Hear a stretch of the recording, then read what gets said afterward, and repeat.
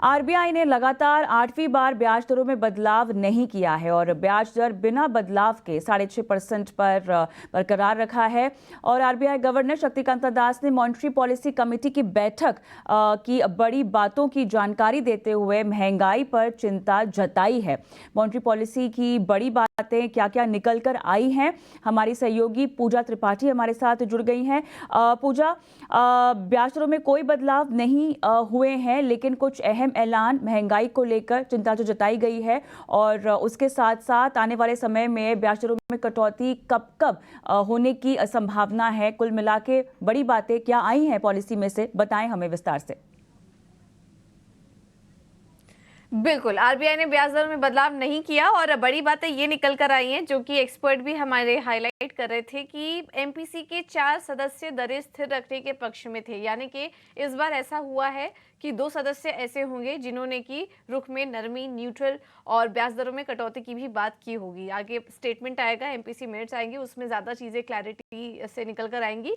लेकिन एमपीसी के 4 सदस्य इस बार दरें स्थिर रखने के पक्ष में थे। इसके अलावा जो बड़ी बातें निकल कर आई, आरबीआई ने जो अपने स्टेटमेंट की शुरुआत जो की है वो इस लाइन से की है कि अगले 10 सालों के लिए भारत का जो ग्लोबल फुटप्रिंट है, भारत की जो ग्लोबल छवि है, उसे मजबूत करने के लिए उनका एक्शन प्लान तैयार है। इससे उन्होंने अपनी स्पीच की शुरुआत की। इसके अलावा महंगाई को लेकर उनका बयान आया, आउटलुक आया कि FY25 के लिए सीपीआई महंगाई 4.5% पर बरकरार रखी और Q3 FY25 में 4% के नीचे भी महंगाई दर आ सकती है, ये भी उन्होंने हाईलाइट किया। हालांकि खाने पीने की चीज़ों से महंगाई बढ़ने का भी खतरा है और महंगाई में ऊपर की तरफ जोखिम अभी भी बना हुआ है, इसलिए वो ब्याज दरों में कटौती को लेकर ज्यादा जल्दबाजी करने के मूड में नहीं है। ग्रोथ के लिए काफी पॉजिटिव बयान निकल कर आए।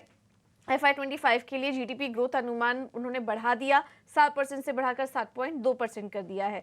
कुछ सेक्टर स्पेसिफिक अनाउंसमेंट भी हुआ है बैंक्स और एनबीएफसीज को लेकर, और जो इंपॉर्टेंट बातें उन्होंने हाईलाइट की, उनका ये कहना था कि एनबीएफसीज को दिए जाने वाले बैंक लोन और एडवांसेस में धीमापन आया है, इस पर वो नजर रखे हुए हैं। मार्च अंत तक बैंकों के एनपीए 3% के नीचे आ चुके हैं।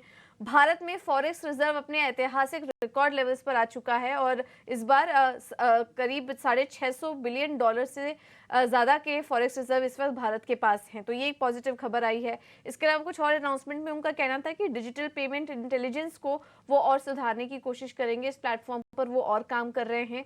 छोटी रकम के लोन पर ब्याज दर ज़्यादा पाया गया है, इस पर भी वो नज़र रखे हुए हैं और आगे देखना होगा कि माइक्रो फाइनेंस इंस्टीट्यूशन और जो छोटे एनबीएफसीज हैं उनके लिए किस तरह का फैसला निकल कर आता है। उसके अलावा बल्क डिपॉजिट लिमिट जनवरी में आरबीआई ने वो बढ़ा दिया था कुछ चुनिंदा बैंकों के लिए, उसकी भी समीक्षा वापस से की जा सकती है। तो मोटा मोटी ये कुछ बड़े अनाउंसमेंट थे जो आज की पॉलिसी में निकल कर आए।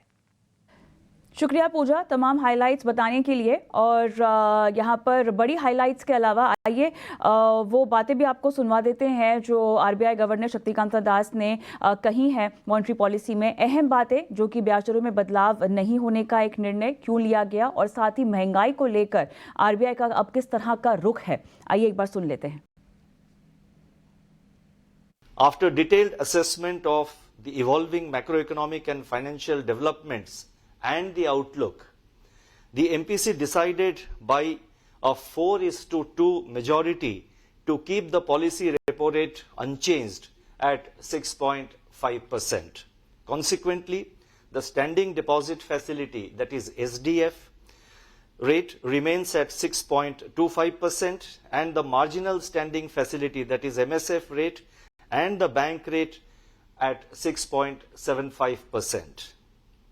The MPC also decided by a majority of 4 out of 6 members to remain focused on withdrawal of accommodation to ensure that inflation progressively aligns to the target while supporting growth.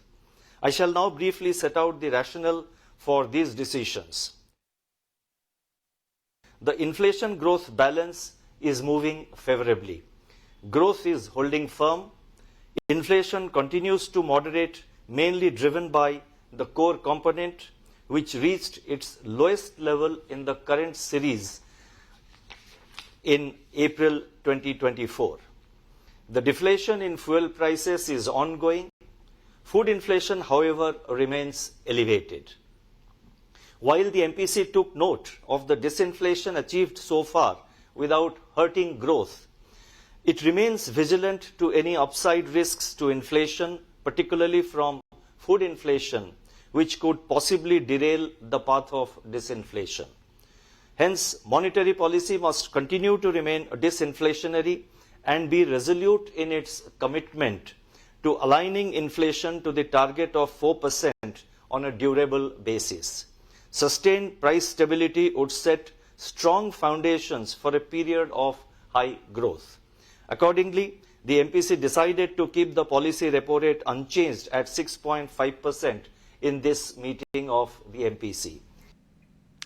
चलिए, तो ये रही RBI policy की बड़ी बातें और हमने देखा कि बाजार में भी रिएक्शन दिखा है। लिहाजा फिलहाल अगर हम देखें तो लगभग 255 पॉइंट की तेज़ी हमें निफ्टी में आती हुई दिखाई दे रही है। 23,000 के पार अभी निफ्टी बना हुआ है लगभग 1.25% की तेज़ी के साथ। सेंसेक्स में आप देखिए 850 अंकों से ज़्यादा की तेज़ी फिलहाल आती हुई दिखाई दे रही। 1.25% की तेज़ी के साथ 75,942 के लेवल सेंसेक्स पे दिखाई दे रहे हैं, जबकि बैंक निफ्टी 350 अंक ऊपर है और यहाँ पर 49,649 के लेवल्स फिलहाल दिखाई दे रहे हैं। तो बाजार ने कैसे समझा है आरबीआई की पॉलिसी को और आपके लिए अब बाजार में कहाँ कुछ टिप्स और ट्रिगर्स हैं? हमारे आज के मेहमान भी हमारे साथ जुड़ गए हैं, उनका स्वागत करते हैं। वृद्धि इन्वेस्टमेंट के विवेक करवा है, एंजल वन के राजेश भोसले हैं। आप दोनों का स्वागत इस खास पेशकश में।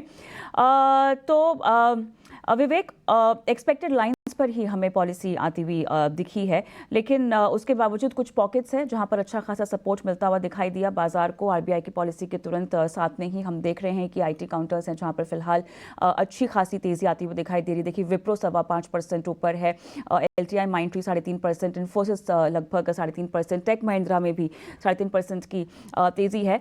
बाजार का नजरिया पॉलिसी पर किस तरह से बैठ रहा है, विवेक समझाएं। गुड मॉर्निंग सभी को पैनलिस्ट पे। देखिए, पहली चीज तो ये लगभग तय था कि पॉलिसी में कोई फेरबदल नहीं होगा और इंटरेस्ट रेट में कटौती नहीं होगी। मेरा ये बहुत एकदम स्ट्रांगली मानना है कि जब तक फेड और दूसरे वर्ल्ड बैंक्स कुछ एक्शन नहीं लेते हैं, वो लोग कटिंग चालू नहीं करते हैं, तब तक आरबीआई नहीं करने वाला है। तो जो उम्मीद लगा के बैठे हैं कि अगले 2 महीने में हो जाएगा, 3 महीने में हो जाएगा, अगली मीटिंग को हो जाएगा, वो मुझे नहीं लगता है कि वैसे कुछ आरबीआई करने वाला है। इसके कारण भी है, वो मुझे मालूम नहीं है उसके कारण, मतलब डिस्कस करने के लिए टाइम है क्या, लेकिन बाजार इसको ओवरऑल पॉजिटिव ले रहा है, क्योंकि बाजार ये नहीं देख रहा है कि रेट कट आया है कि नहीं आया है। बाजार कमेंट्री पे जा रहा है और कमेंट्री एकदम पॉजिटिव है, जहाँ पे आरबीआई गवर्नर बोल रहे हैं कि फ्यूल प्राइसेस में भी डिफ्लेशन आ रहा है, इन्फ्लेशन कंट्रोल में है। तो और दूसरी चीज, ग्रोथ कंट्रोल में अभी फिलहाल में आरबीआई ने बहुत अच्छा खासा डिविडेंड दिया था गवर्नमेंट को, तो वो भी एक पॉजिटिव, मतलब कमाई हो रही है ओवरऑल। तो मुझे नहीं लगता है कि रेट कट इमीडिएटली आएगा, लेकिन जो कमेंट्री है वो बाजार बहुत पॉजिटिवली लिया है और वो अपने को स्क्रीन पे दिख रहा है। तो इसके लिए आगे चल के भी ओवरऑल जब तक ये इन्फ्लेशन वगैरह डीरेल नहीं हो, मुझे नहीं लगता है कि बाजार इसको नेगेटिवली लेने वाला है। चिंता शक और शुबा बाजार को यहाँ पर नहीं लग रही है आरबीआई पॉलिसी के अनाउंसमेंट के बाद।